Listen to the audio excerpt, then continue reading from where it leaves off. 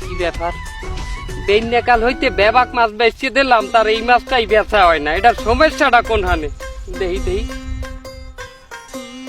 সর্বনাশ, এটার তো মেকআপই দেই নাই ঠিক মতো। কানসাটা জাগাইলে মনে হয় যে এটা 8 দিন আগের পচা মাছ। কানসায় ভালো করে লিপস্টিক দিতে হইবে। এটা লিপস্টিক আনছিলাম না যে টিকটক করে অগো লিপস্টিক, এইটা কানসা লাল টুকটুক টুকটুক করবে যদি লিপস্টিক লাল। এরপরও ঘেরান ছড়ছে, মনে হয় ফরমালিন কম দিছি। না হইলে 8 দিনে আমার মাছ পচবে কিসের দিনে? আমি 40 দিন হালাইয়াও এরপরে মাছ বেশি একটু পচে নাই। আরো আদার্সের কি দিতে হইবে, ফরমালিন গেলে কই। আর এই জামছাটাও সমস্যা করতে আছে। ফরমালিন বেশি করে দিয়া চিংড়ি মাছেও দিয়েছি। চিংড়ি মাছে তো মানে খায়।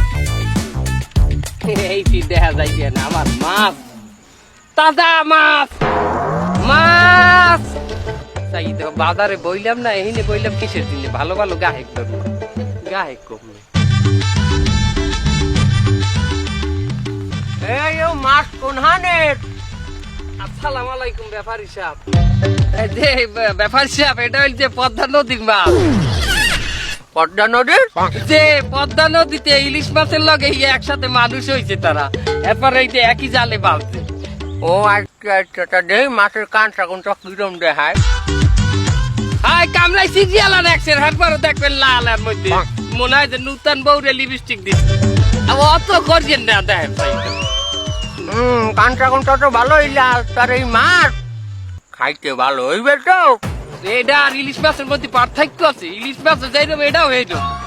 ও আচ্ছা আচ্ছা, তার এই মাছ কত দিমু, দাম কত? এটা কোনো কথা কইলেন ব্যাপারী সাহেব? কেন? আপনি দাম জিগাইতে পারেন? এই গ্রামের মানে দাম জিগাইতে পারে, তার আপনি পারেন? আপনার একটা বাণিজ্য আছে না? আর 5টা ব্যাপারী আছে গ্রামে, আপনি মে আইয়ে কইবেন মাছটা দে,